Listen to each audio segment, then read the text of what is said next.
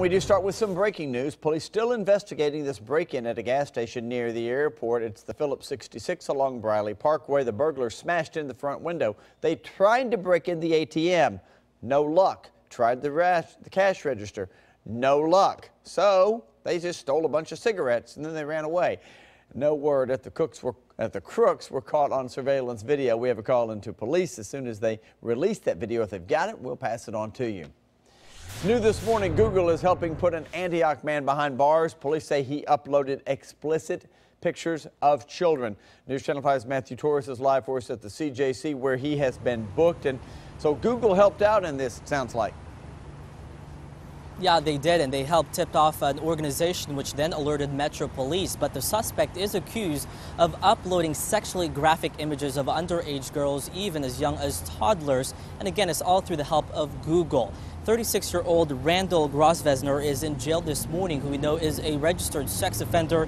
He is now charged with sexual exploitation of a minor. Police say they recently received a cyber tip from the National Center for Missing and Exploited Children. That agency received a report from Google saying that they've learned 10 sexual images of the underage girls were uploaded to an email address which belonged to Grosvenor. Google also found out his phone number.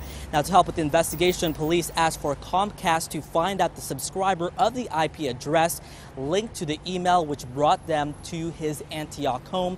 And according to police, he admitted to downloading the images onto his tablet. Now, we've also learned he was convicted back in 2002 of aggravated sexual battery and has been part of the National Sex Offender Registry since then. Live at the Criminal Justice Center, I'm Matthew Torres, News Channel 5 HD. All right, Matthew, thanks a lot for the update. Also new this morning, a man is behind bars accused of statutory rape. WMSR reporting that a trooper found a vehicle with its lights flashing there along I-24 near mile marker 127 in Coffee County. The trooper approached the vehicle and found Johnny Weems allegedly engaged in inappropriate acts with a 15-year-old. The 35-year-old is now in custody. He is facing charges of contributing to the delinquency of a minor, indecent exposure, and aggravated statutory rape. Well, for the first time in months, two men accused of raping a student at Vanderbilt University and who were convicted of that crime are waking up outside of jail.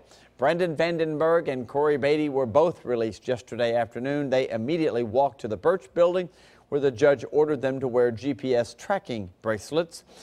Tuesday, a judge declared a mistrial in their case after evidence that a jury foreman was the victim of rape himself. In court, attorneys argued over whether the two should get bond or not. He was aware of the consequences before this matter went to trial. Anyone, I think, who saw the look on his face when he heard the word guilty might have surmised that he didn't see it coming, but in any event, I submit he should now. Brendan Vandenberg and Corey Beatty gave up their passports to the judge before getting their bonds because they are considered flight risks. Vandenberg will be traveling back to his home in California. We're told Beatty's family is pretty much from the Middle Tennessee area. Of course, we will continue to follow all the latest developments in this criminal trial. Look for continuing coverage both on air and online at newschannel5.com. One person who will be noticeably absent when the new Vanderbilt rape trial does get started is Brandon Vandenberg's former attorney, Fletcher Long. He's no longer a licensed attorney. He was sentenced yesterday after being found guilty on extortion charges from a different case. Long will have to serve 4 years unsupervised probation. He was ordered to pay $2,000 restitution as well. And he surrendered his law license, meaning his legal career is over. He is now hosting a talk show in Clarksville on a radio station there. His law partner, Carrie Gassaway, received the same sentence. We now know the name of the pedestrian that was hit and killed in Clarksville. Police say Kenneth Berry walked onto Wilma Rudolph Boulevard in front of Governor Square Mall Tuesday night. The driver of a Nissan Pathfinder, unable to avoid hitting him, he was airlifted to Vanderbilt Medical Center where he died. Berry was a soldier from Fort Knox, and he was in town training at Fort Campbell. We're getting our first look now at some incredible pictures in Smyrna. Look at this. How'd you like to be driving that? The fire department responded to this crash along I-24, the exit ramp there to Almaville Road, and you can see that SUV dangling there, hanging on by the guardrail at the ramp. One person was hurt, had to be rushed to the hospital. No word on their conditions or injuries, but that had to be scary.